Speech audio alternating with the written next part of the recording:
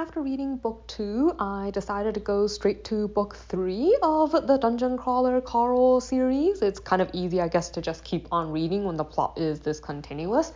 But anyways, this book is called The Dungeon Anarchist's Cookbook by Matt Dinniman, and it takes place entirely on the 4th floor of the dungeon, which is essentially a mishmash of various subway systems. Like, the entire floor consists of various types of trains, train tracks, tunnels, and stations or platforms, I guess, where you get the shops and safe houses and those kinds of locations.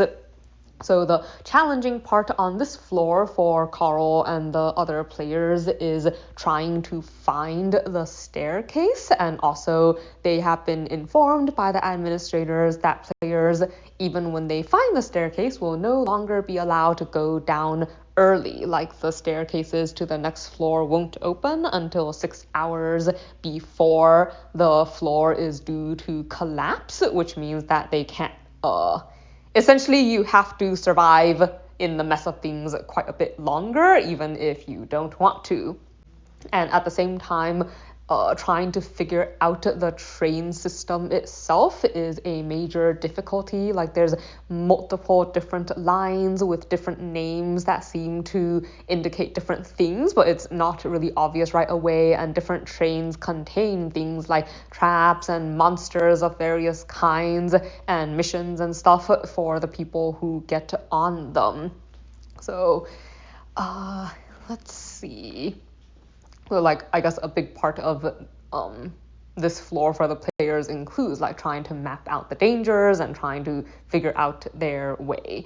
I think the fun part and the thing, the train setting, is always one that I find really interesting. I went on a whole hunt of supernatural / fantasy train setting type stories, and it was actually not as easy to find as I would have thought, but I found that a really interesting feature of this book. But my major for this book was actually seeing all the players actually start to work together. Carl starts to build a network across the people that he meets, the people that he's worked with in the past, and they begin to share information and try to put all their resources together to find a way to get as many people as they can onto the next floor. His game guide did tell him before that he can't save everyone, and while that's true, Carl does his best to save as many people as as is within his power, even taking some really insane risks to try and do so. You also get to see a lot more of their new teammate, Katya, who was introduced in the previous book.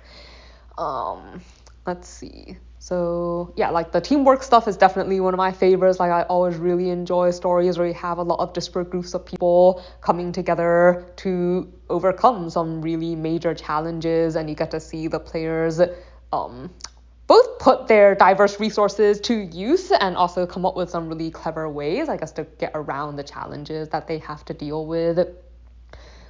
Something I did not while this was, I think, the most exciting out of these 3 books, it also had the most annoying parts, because you have the people who are working together, but then you have the backstabbing people, and there was a major event related to that in this book as well. So it's probably one of the first sections where I skipped parts of it.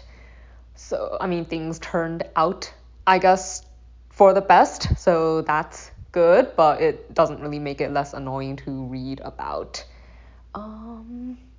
Yeah, like I said, I think this was actually the most exciting book. Still extremely gory though, so I think I might take a break from this series because all the blood and gore kind of wears me out.